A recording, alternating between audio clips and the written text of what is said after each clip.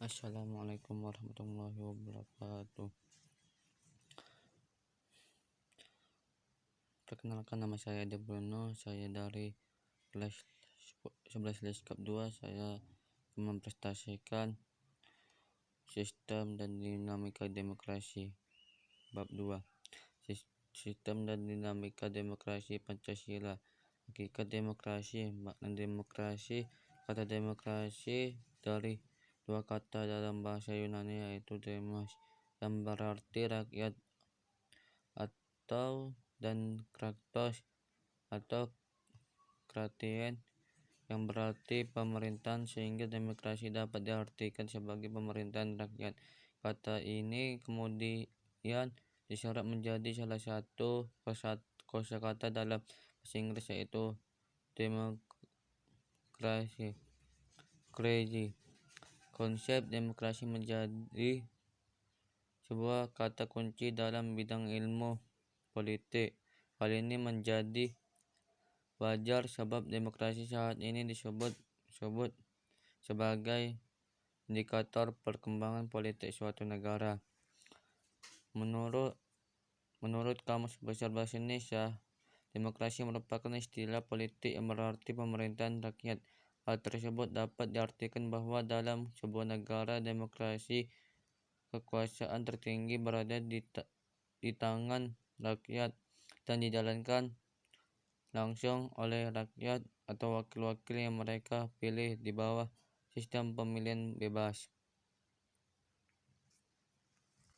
Dalam pandangan Abraham Lincoln, demokrasi adalah suatu sistem pemerintahan dari rakyat, oleh rakyat, dan untuk rakyat.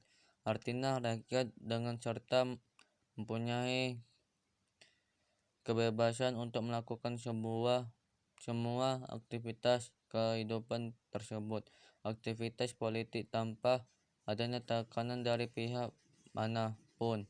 Karena pada hakikatnya yang berkuasa adalah rakyat. Untuk kepentingan bersama, rakyat diberi peran penting dalam menentukan atau memutuskan berbagai hal yang menyangkut kehidupan bersama sebagai sebuah bangsa dan negara.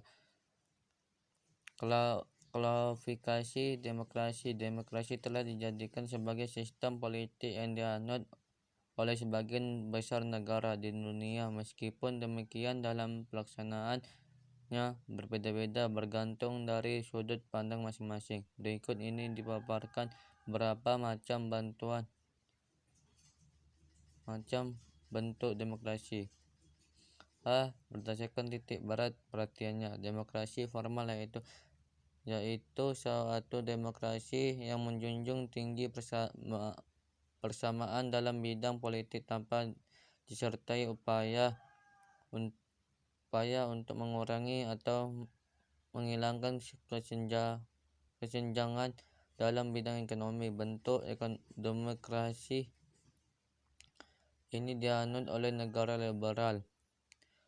Dua demokrasi material, yaitu demokrasi yang dititik pada upaya menghilangkan perbedaan dalam ekonomi, sedangkan persamaan dalam bidang ekonomi kurang diperhatikan, bahkan kadang-kadang dihilangkan. Bentuk demokrasi ini dianut oleh negara-negara komunis. Demokrasi gabungan, yaitu bentuk demokrasi yang mengambil kebaikan serta membuang keburukan dari bentuk demokrasi formal dan material. Bentuk demokrasi ini dianut oleh negara-negara non-blok. Sekian dari saya.